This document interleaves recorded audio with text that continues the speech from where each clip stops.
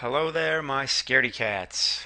In this video, we're going to use the ScaredyCatGuide property calculator to analyze a property and see if it's giving us a positive cash flow. Now, in order to use the calculator, we need the basic information.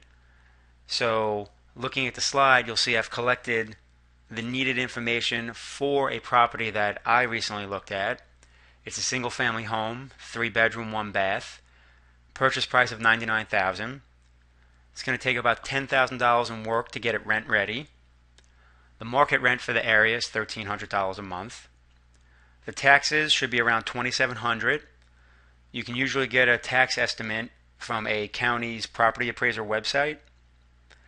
And then insurance will probably be about $1,800. Insurance quotes are pretty easy to come by. Call your local agent. They're usually happy to give them to you.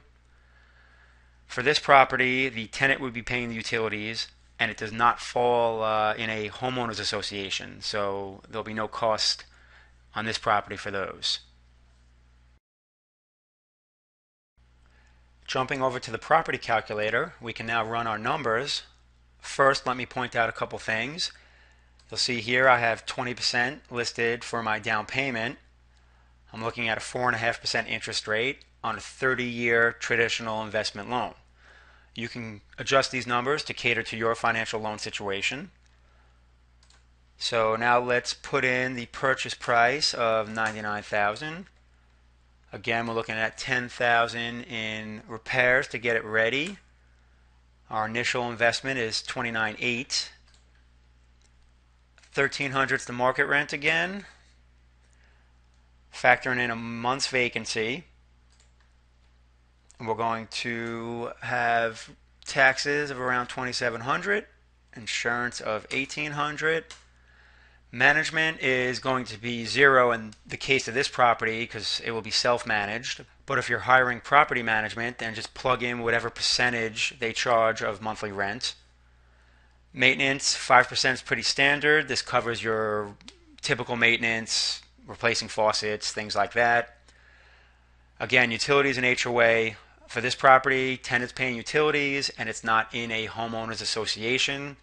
If either of those things are a factor in the property you're looking at, then just plug those numbers in. Have 5% for reserves. This covers your CapEx costs, like let's say when it's time to replace a roof. And you really should allocate for these things up front because then you get a true gauge of your cash on cash return over the long term. So now that we have everything plugged in, you'll see we get a cash on cash return of about 11.5%. Monthly cash flow is well over $200. Everyone has different investment goals and risk parameters. For me, I look for a cash on cash return of at least 8%. Some people want more than that. Some investors I know won't look at anything that's under 10. It all comes down to what your goals are. Based on these numbers, I personally would pursue this property and look to add it to my portfolio. So that's how you use the calculator. We will see you on the next video.